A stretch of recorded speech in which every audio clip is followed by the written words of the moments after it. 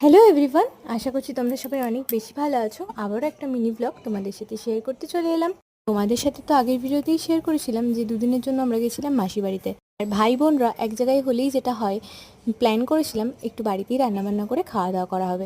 ওই সকাল থেকে এত বৃষ্টি শুরু হয়েছিল, মনে হচ্ছিল তো না খিচুড়ি পিকনিকই করতে হয়। তো তারপর বেলা বাড়ার সাথে সাথে বৃষ্টিটাও কমে গেল। এক কাপ চা খেয়ে এনার্জিটা বাড়িয়ে নিয়ে লেগে পড়েছি যে যার কাজে। প্রথমে আমি এদিকে করে নিচ্ছিলাম চাটনিটা, অন্যদিকে রান্না হচ্ছিল দেশি মুরগির মাংস। কষা মাংসটা মনে হয় সবারই প্রিয়, তো বোনকে এখানে দেওয়া হয়েছিল নুন ঝাল কোনটা কি আছে সেগুলো টেস্ট করার জন্য। তো খেতে কিন্তু বেশ ভালো হয়েছিল। সবশেষে এদিকে বিরিয়ানিটাকেও প্রিপেয়ার করে বেশ কিছুক্ষণ দমে রেখে তারপর আমরা বসে পড়েছিলাম খাওয়া দাওয়া করতে। হাতে তেমন বেশি সময় ছিল না, পরের দিনই যেহেতু ফিরে আসবো, আর সকাল থেকে রান্নাবান্না করে তেমন একটা কারোরই শরীর ভালো ছিল না। খাওয়া দাওয়া করে বেশ কিছুক্ষণ রেস্ট নিয়ে একদম রাত্রিবেলায় গিয়েছিলাম এই ক্যাফেটায়। এটা তো তোমাদের সাথে আগেও শেয়ার করেছি, মামাবাড়ি গেলে এখানে যাওয়া হয়, তো এখানে বেশ কিছুক্ষণ সময় কাটিয়ে চলে